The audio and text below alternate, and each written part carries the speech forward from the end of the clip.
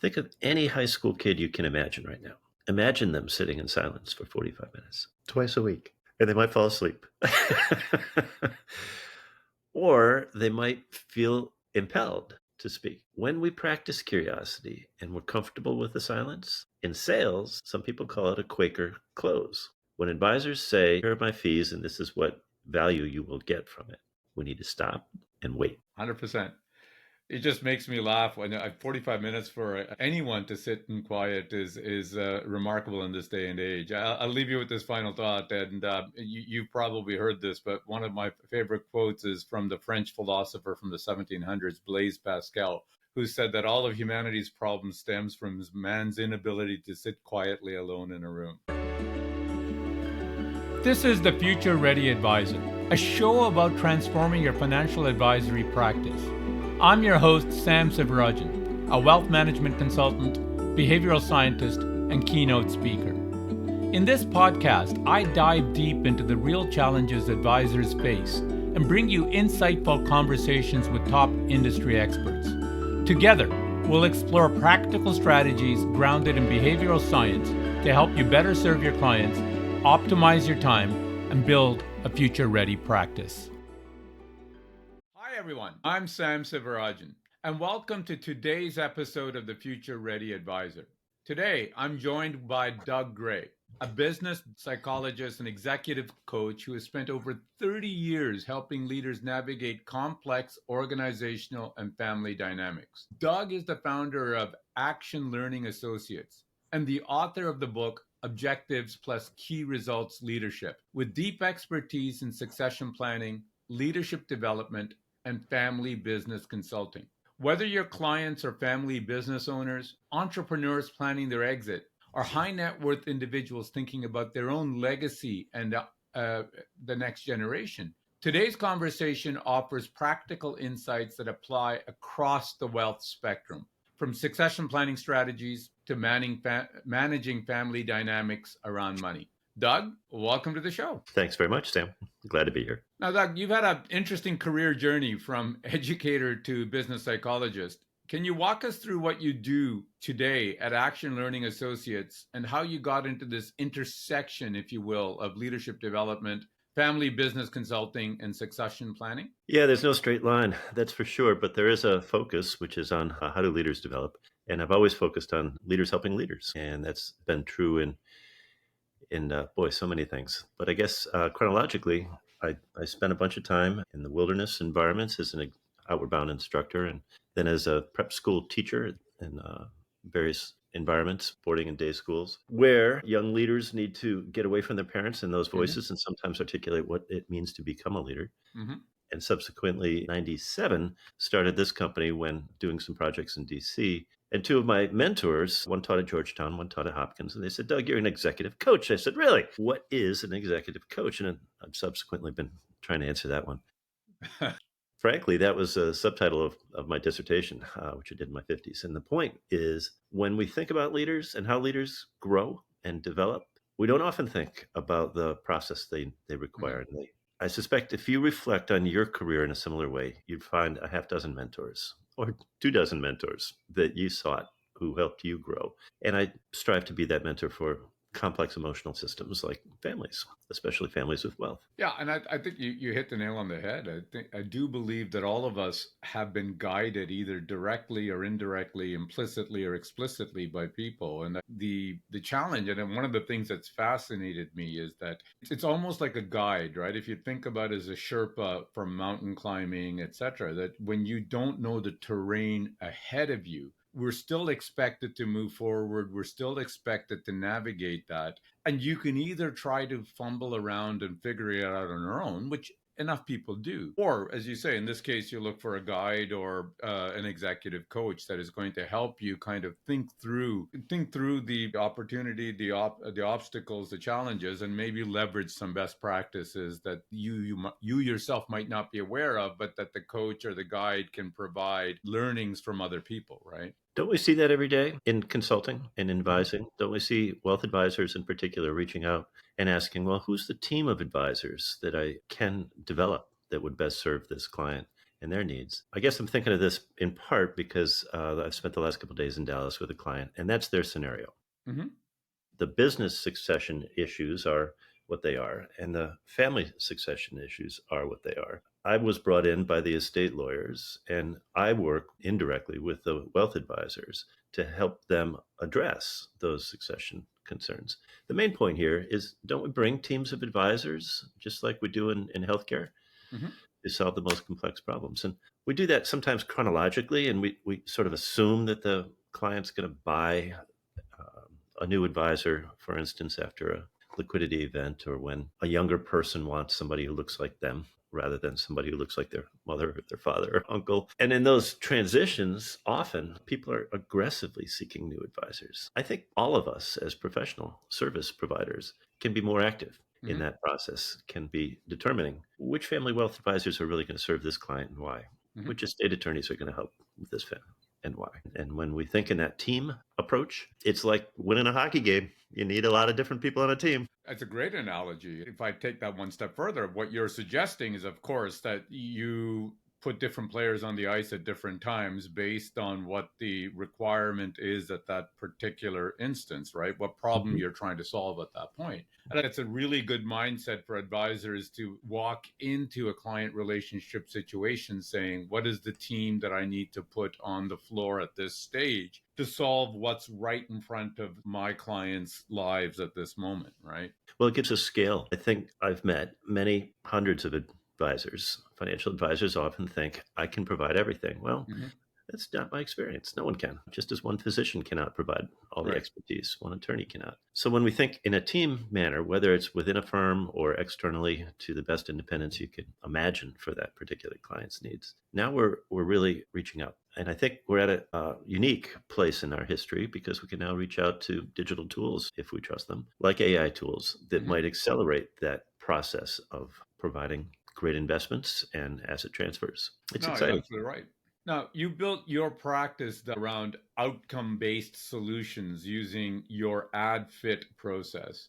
Can you walk the listeners through this framework and explain how financial advisors might be able to apply this results oriented approach to create more accountability and better outcomes with their own clients? Absolutely. I've managed executive coaches for decades, and I've been around a lot of advisors, some of whom say, Doug's down here. Doug needs to be up here. Here's the talent gap. Oh, my word. And others say, Doug's down here and he'll never get up here. Oh, my word. Right? So that's our history of education, and oftentimes, Development. yep. And within companies, it's a problem-based orientation. Well, the world of psychology and psychological research has shifted, thank goodness, in the last 25 years, away from the negative stuff, away from anxiety and depression and violence. To be Mm-hmm. clear, we needed that research. Mm-hmm. But we've now assumed that Doug can flourish, Mm-hmm. and that if an individual is capable of leveraging their strengths, then they can do a better job. And that's a paradigm shift. It's just That's the unbelievable. growth versus fixed mindset, right? That Yeah, but it's not Harold just an recognizes. academic or short phrase. It's a lifestyle. It's a philosophy. It's something we Mm-hmm. embrace, right? On great days, we do it for our children and our loved ones. We assume that they will flourish. All Mm-hmm. of us have held an infant. All of us have had that experience of massive, realistic, and silly expectations for their futures, right? So AdFit is a way to ask the A and the D, assessing their strengths and sometimes their objective tools that are best for that Mm-hmm. individual and team. The D is, how do you define a meaningful outcome? Because if that advisor or their client is not able to articulate what a meaningful outcome is for them, they simply won't do it. Mm-hmm. We're motivated by what we think is important. So the A Mm-hmm. and the D are how each advisor needs to work with each client, assess their strengths, define a meaningful outcome for them. And most folks are pretty good at that. They can articulate it, they can express it in writing, and it'll change. What happens every meeting? That's when the F and the I and the T step in. So Mm-hmm. the F is when you open the meeting and you ask, what would you like to focus on today? And your client will present an issue or a concern, and that's Mm-hmm. the service concern. It's never the real concern. So the F, the focus, is an opportunity for the advisors to ask questions, typically that begin with what and how, because these open doors. Mm-hmm. What would you like to focus on? How would you like to get there? Those are just examples. And then the I is interventions or interactions. Interventions is a term psychologists use to look at validated processes, what might work for that Mm-hmm. outcome. And the T is at the end of the conversation or at the end of the meeting. So, Sam, what are you taking away from this session that you might do next? So I use AdFit all the time, and I trademarked it because it adopts that flourishing model of growth mindsets and positive psychology in a way that's simple enough. So I'll give new clients a list of the outcomes that they can expect to work toward and ask them to pick three, because I know what they are based on research of executive coaching engagements, business coaching engagements, and family business engagements or family enterprise engagements. And to be clear, it doesn't matter if they've got a smallish company with 10 million or 50 million in annual revenue or net assets. It doesn't matter if they've got 500 million. It doesn't matter if they've got a family office or they've got multiple divisions. They're still dealing with the issues that are listed. But once people define a meaningful outcome, then we can work together. So it's a framework, it's a structure that has been incredibly useful for hundreds of people. I'm a big believer that structure is important, right? And it's organizing the way that you think and approach meetings. And I dare say that advisors are already using some sort of structure, but you're giving it a different kind of look and feel to it that perhaps allows the clients themselves to also organize themselves around it, right? So that they have a clear sense of focus of what it is that meeting or that set of meetings are meant to achieve to solve the particular problem at hand. I think you're right. And I think most advisors are very well intentioned. They're other centered, other focused. What does this client need? And if we're honest, I think we're pretty haphazard. I don't know how many of your listeners have a written process that they subscribe to. So companies will define a model that they think will increase asset and engagement or trust or investment and that retention, that kind of stuff. But I don't know how many advisors have their own. I don't know how many have embraced what you just said. Perhaps an outcome for people on this call is to one takeaway for them is to develop one, draft one. An example would be, what are the 3 or 4 principles that I think are important in my meetings with my clients? And that'll inform them ahead. That's good. Again, this AdFit process works to make your business and your practice scalable.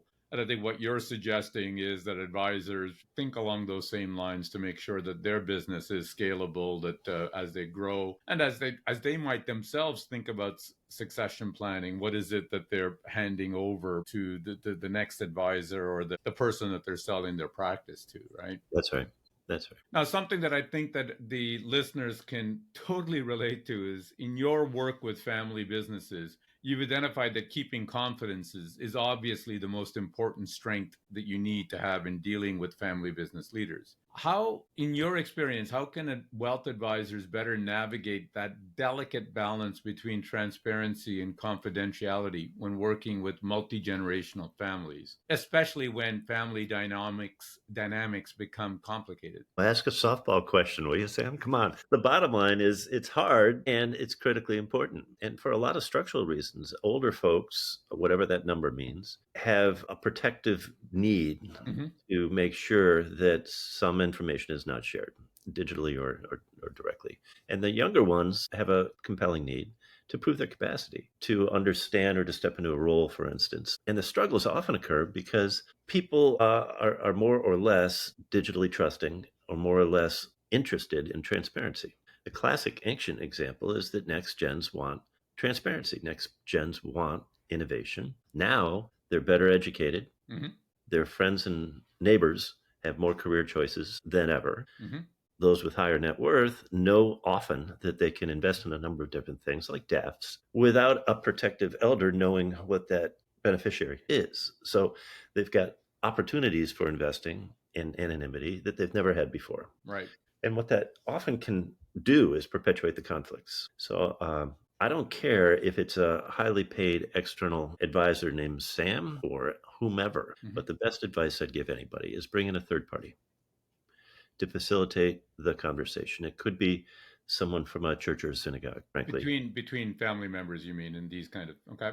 The reason is maybe obvious, but everybody behaves better when you bring a guest to dinner on Saturday night. Everybody, right? And I won't share details, but 2 nights ago, I had this experience down in Dallas. Mom and dad and their son and daughter and I were at dinner. Well, we've had several meetings together. And in this dinner, it was the first time when the patriarch was able to express to his daughter-in-law, his daughter, his love for her in a public manner. Now, that would never have occurred if we were with the kids and grandkids, right? And it would never have occurred if it was the first meeting. When people are able to express those behaviors, it's a marvelous example of building the emotional capital. You probably know this, but social emotional capital is a bigger driver of succession success than a written plan or an articulated anything from the best intentioned estate lawyer. And there's a lot of research on it. But social and emotional ties are what define successful families and businesses. Think about your history. Think about the clients that you've had that you think, "Oh, I bet they have fun on Saturday nights or Sunday dinners." And those are things that I think most wealth advisors are frankly not qualified to facilitate by themselves. So they either need to develop the skills, and they're coachable.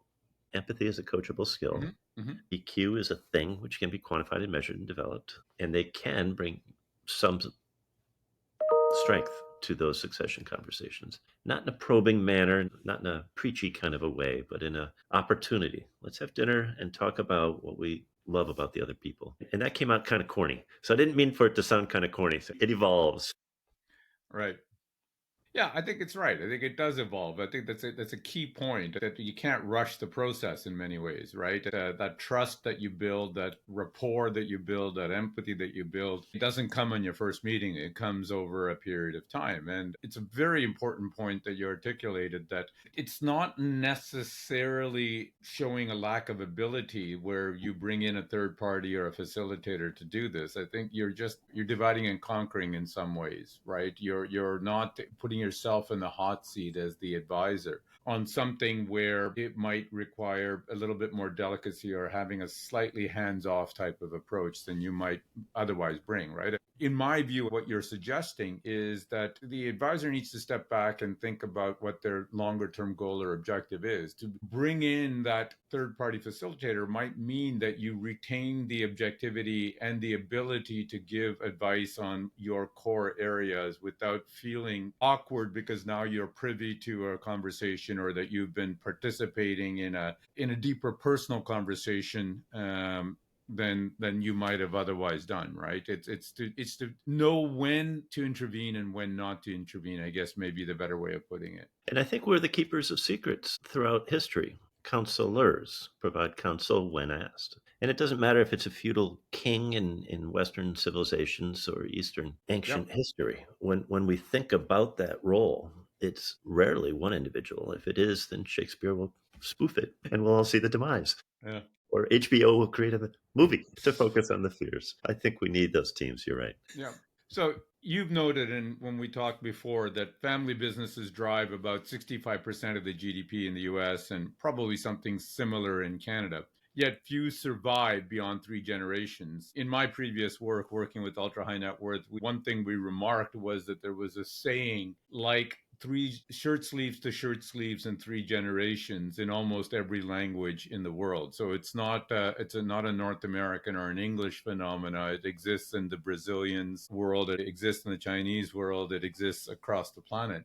From your experience, what are the most common blind spots that families have about succession planning that perhaps may perpetuate this 3 generations, shirt sleeves to shirt sleeves kind of reality? And how do you think that advisors might help address these issues, whether they're working with a multi-generational family business or simply clients who want to pass whatever wealth they have to their next generation? I think it's really important to start with the fact that it's not a reality, it's a mythology. If, for instance, within 3 generations, there's a significant liquidity event and assets are transferred from a family or family enterprise to the community, to the grandchildren, I would call that a beautiful event.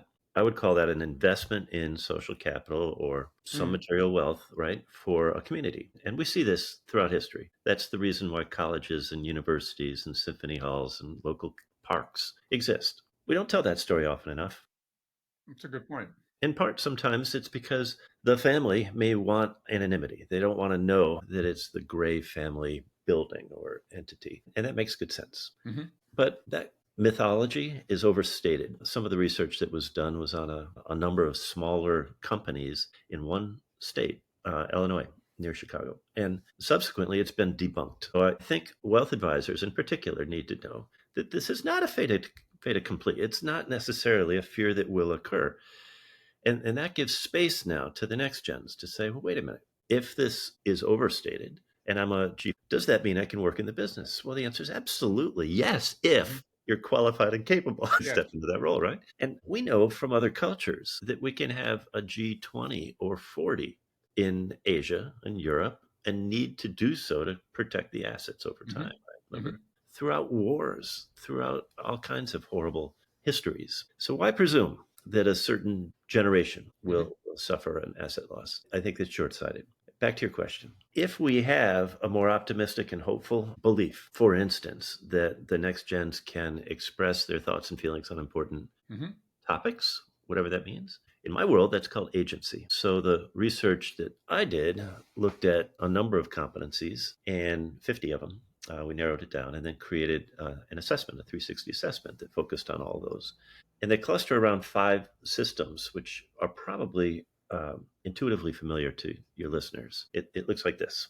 How does the individual fit in the family? How does the individual fit in an organization? This is IO psychology. This is social psychology. But Sam, if you've got kids, it's also how your kids fit in the family, right? And most wealth advisors are familiar with a model that looks at the family system, the business system, and the ownership system. Those are 3 houses that we often think overlap. But frankly, that's not the most important. They exist, but the learning system is the most critical system. I suspect if you think about your best clients, in other words, those who were most receptive to your learning and your expertise, they were high on their growth mindset, their willingness to ask questions, to explore scenarios, to do case studies, to invest in educational events of some sort. And I know that those are the people who will not only do the best, but I know the top 10 behaviors that they ought to practice. And that's based on the research, on the 360, and on the success playbook that I was asked to develop, and on the peer groups that I was asked to develop by clients. When a patriarch says, "Will you fix my boy? Will you create a peer group?" I'll say, "Oh, yeah, let's go." Or, "Can you take this digital content with these 50 behaviors and put it into a short book?" I'll say, "Yeah." And that's what led to the most recent book, The Success Playbook for Next Gen Family Business Leaders. The point, I think when we take a more optimistic view of asset protection over time, now we're going back to the grandparents or founders' values, and we're asking, what would they want? And we're really serving the great grandkids because we're managing the assets in a manner that's going to serve them over time. Some academics say, and there's an African saying that addresses this, we're borrowing from our grandchildren. And we don't often think in time in that way. But I love that notion. It's poetic, but it opens doors. No, that is very poetic. I agree completely. The point that you're making, and which is what I was trying to get at as well, is that this doesn't have to be. It is a mythology. It doesn't have to be reality. And I think that when you're pointing to examples, and it's not just in Europe or in Asia, but also in North America, there are successful transitions of wealth across multiple generations. The key is they've taken, and that's what you're suggesting, they're taking a learning mindset across the generations. They're trying to ensure that the values that founded this family, to the extent that are valuable to keep, is still kept and respected without being stuck necessarily in the past, that you're evolving in order to meet the needs not just of the future generations, the family, but the circumstances and the reality of the world around us, right? And so you're 100% right that there is no reason that we need to be pessimistic about the ability to protect assets or take family wealth across multiple generations. It's just that you have to be mindful and thoughtful and proactive and learning about it, having, a learning mindset about it in order to get there. That's a very nice summary. You're good at this. There's a related point about the size of those family enterprises. And you probably know the answer to this, but what percent of the Fortune 500 companies are family owned? Is it 20, 30, 40, 50 or more percent? It's a great question. I don't know the answer to that. I would hazard a guess it's maybe 40%. I think you're right. Studies I've seen indicate 35 to 40%. We don't think that way too often, right? But many of your clients perhaps are focused on the highest of the highest net worth, right? And the big 4 firms will say that's all we serve, which is for obvious reasons, right? Right. Private banking and the returns. Well, think of examples, whether it's Ford or Cargill or Enterprise, or I don't know what examples are coming to your mind right now, but those are massive, and you don't need a 60% majority ownership. You might have a 10% family owned majority ownership, and that becomes the largest ownership percentage, which means that that Ford family maintains control of the Ford business and the company. And as we think about asset transfers, we often miss that point. And I think some of your listeners might already know that fact. That Yeah, you're absolutely right. And it comes back to those three circles or three houses, the family, business, and the management. You can maintain family wealth without having 100% ownership of the business, right? That's majority exactly the ownership point that you're talks. making. That's right.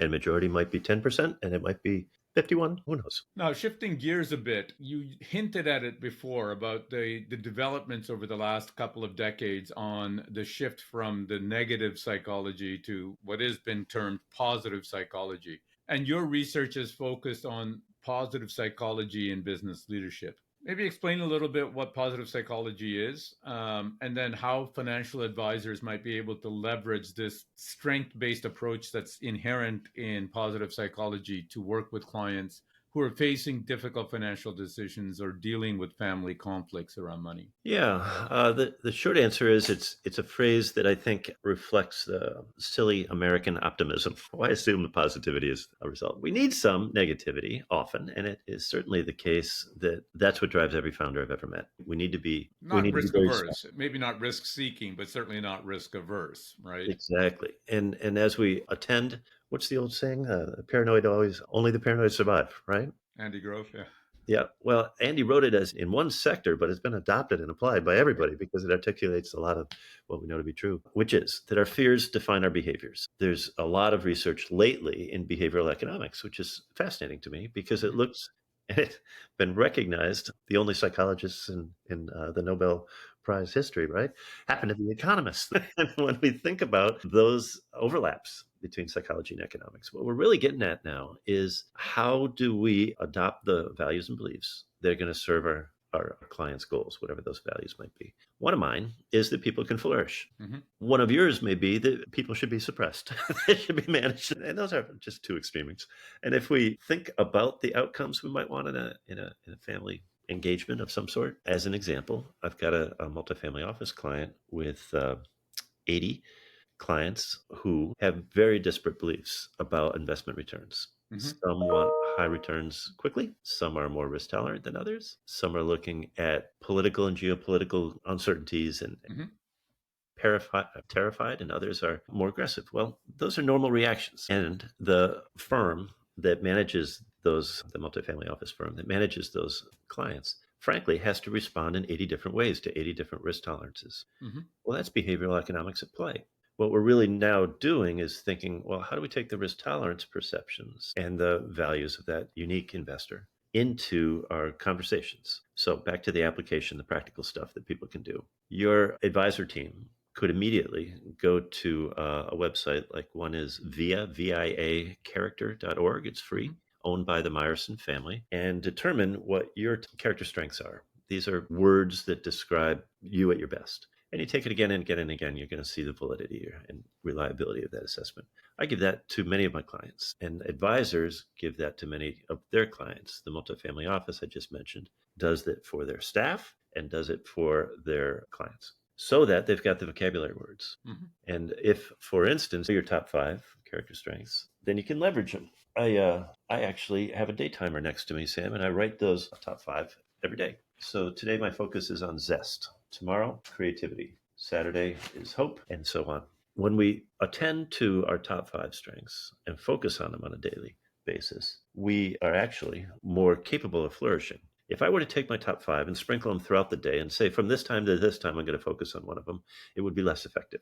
And there's a bunch of research on that. So if we focus on one of our strengths on a day, we'll be able to see examples behaviorally, and it increases our self-efficacy, our sense that we're capable of being great advisors, and it helps us step into that value for others. That's an example of positive psychology at work. Does it make sense? It makes total sense. And maybe I can put that into an example for the audience, etc. I think that the way I've heard it in many ways is just use it as in dealing with your child, for example, who comes home with a report card that they're getting A's in math, but C in art. And there may be parents that would sit there and say, well, okay, why do you have a C? That should spend the next month or so getting that C up to a B, which is maybe a negative psychology approach, where a positive psychology approach would be to work with that child to say, well, these are obviously your strengths, the maths and sciences, etc. So embrace that. It isn't necessarily saying don't worry about the C, but it's just saying let's embrace and build on the A's that you've got.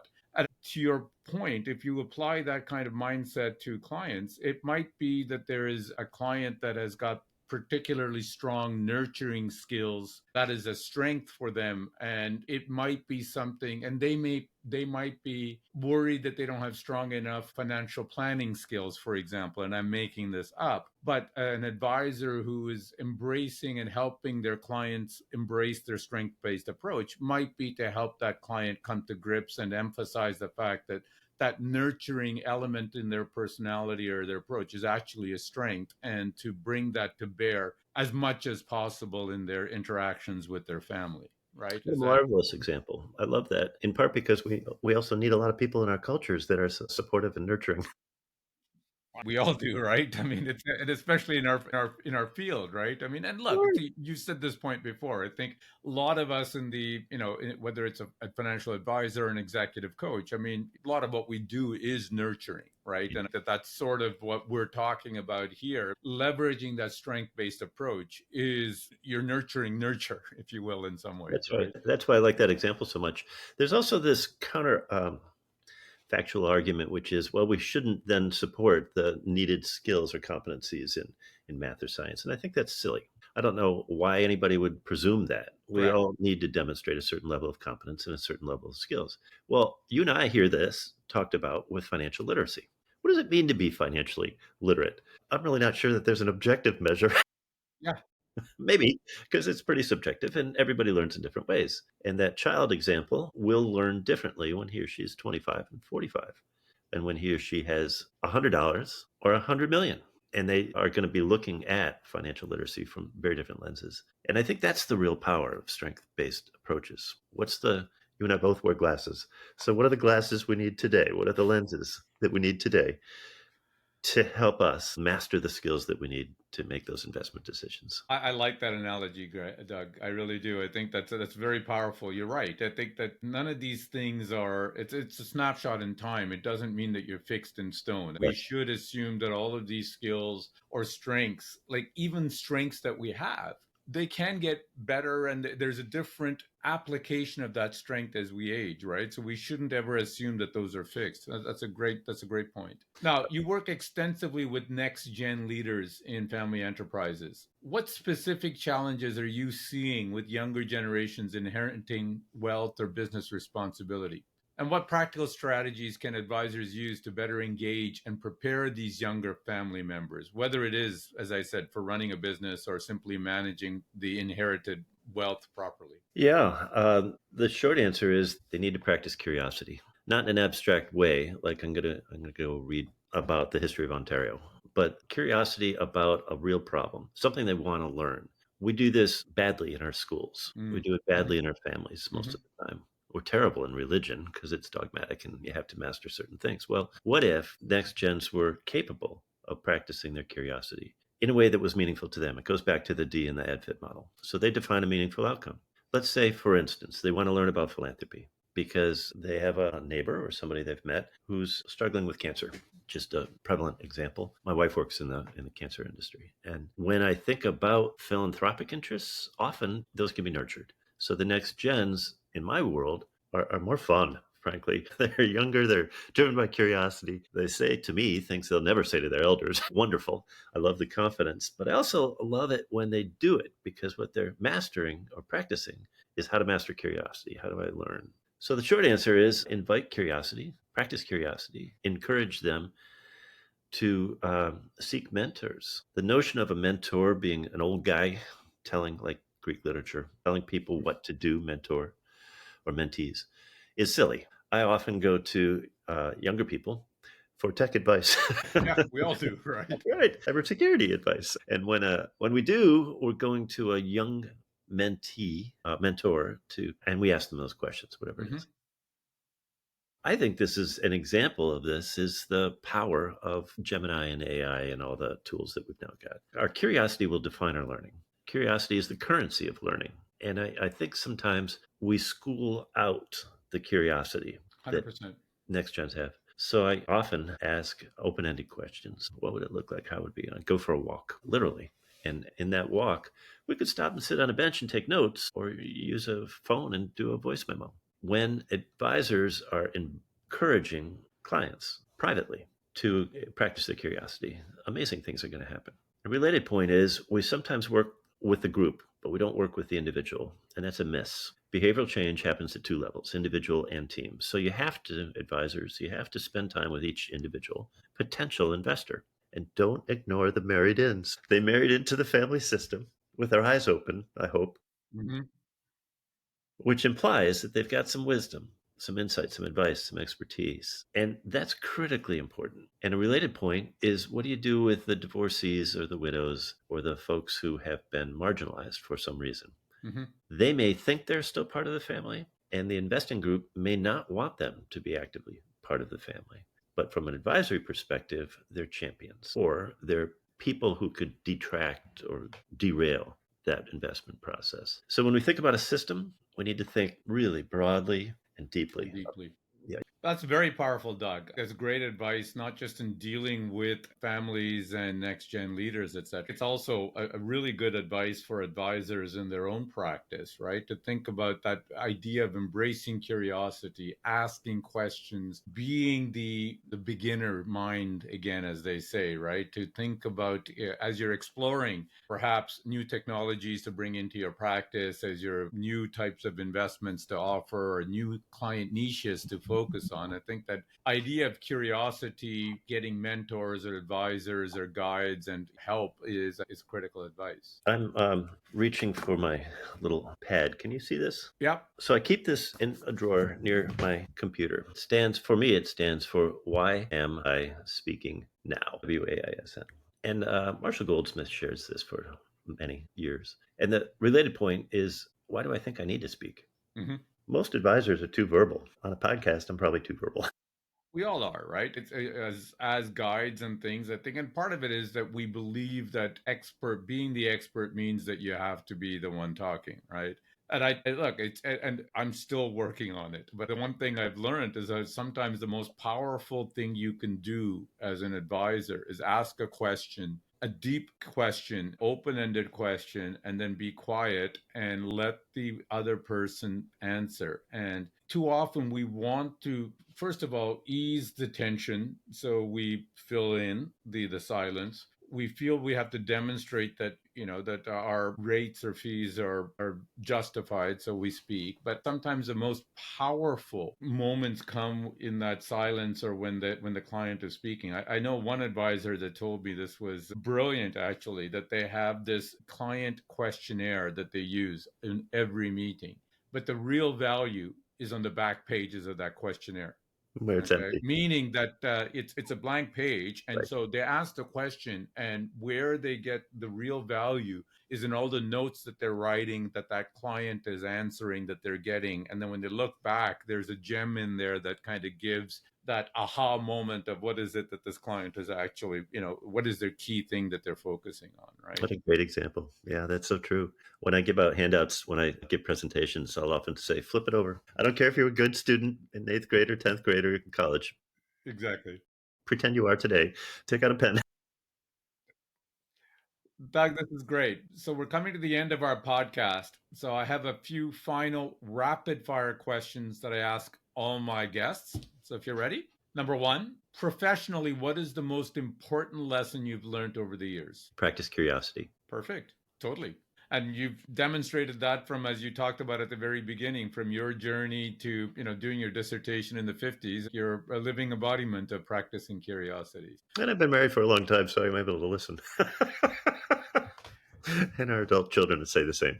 Yeah. So number two, what is one practical tip you would offer listeners keen on applying your insights? Can I say the same thing? Practice Sure. curiosity. In other words, ask open-ended questions. We talked about silence a moment ago. I'll give you a little anecdote. I spent 9 years at a Quaker school in the Mhm. DC metro. And if you know anything about Quakers, you know that they believe in social justice and opportunities for people to sit in silence together until there's a divine reason to speak. And if they feel impelled to speak, they'll sometimes literally quake, but they'll speak about an injustice or a decision or a truth. Mm. Well, imagine you're at a boarding school, and imagine you've got the most diverse population at any independent school in the country.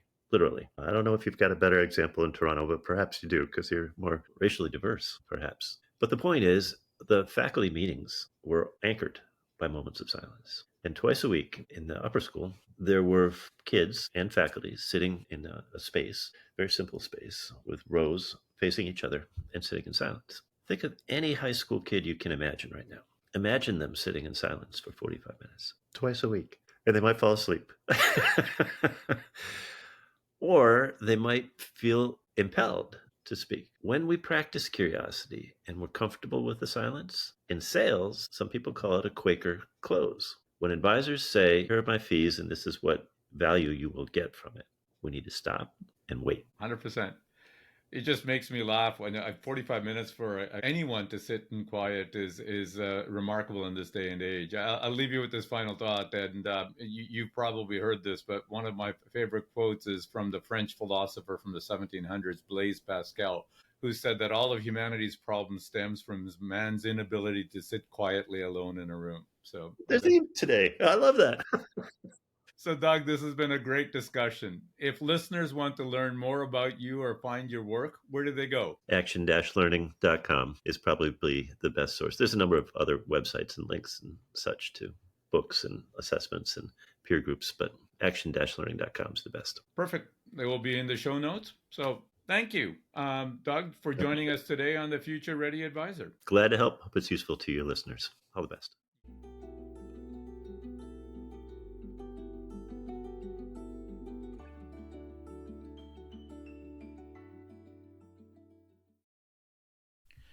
In this episode of the Future Ready Advisor, I spoke with E.D.G.E, a business psychologist and executive coach who specializes in family business consulting and succession planning, about navigating the complex dynamics of multi-generational wealth and leadership development.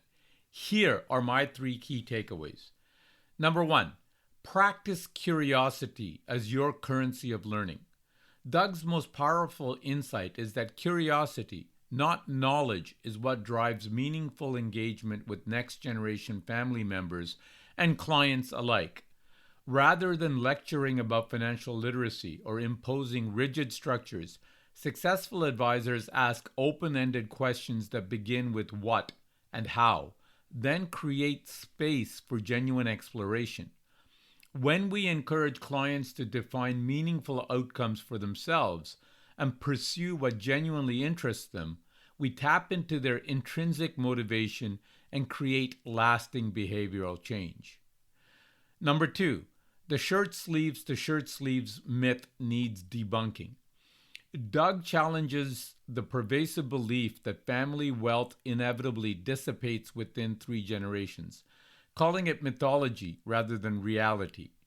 Many successful asset transfers involve deliberate community investment, funding colleges, symphony halls, and parks, which represents intentional stewardship rather than failure. When advisors embrace a more optimistic view of multi-generational wealth preservation, they can focus on building the learning systems and emotional capital that actually drive succession success, rather than operating from a place of fear. Number 3, silence and third-party facilitation are strategic tools. Some of the most powerful moments in family wealth conversations happen when advisors stop talking and start listening. Doug's Weizen principle, or why am I speaking now, reminds us that expertise isn't demonstrated through constant talking, but through asking the right questions and creating space for authentic dialogue. When family dynamics become complex, bringing in neutral facilitators isn't a sign of weakness, but strategic wisdom that preserves the advisor's long-term objectivity and effectiveness. Doug reminds us that successful wealth advisory isn't just about managing assets. It's about nurturing the human systems that will steward those assets across generations. You've been listening to the Future Ready Advisor. If you enjoyed the show, please leave a review on Apple Podcasts or a rating on Spotify, or share your feedback wherever you listen. Be sure to follow the podcast so you never miss an episode. For more insights on how to keep your practice future ready, visit www.samsivarajan.com. You can find the link on the show notes. There you'll find free tools and resources, along with exclusive bonus content from these podcasts. Thanks for tuning in, and I look forward to sharing more strategies with you in the next episode.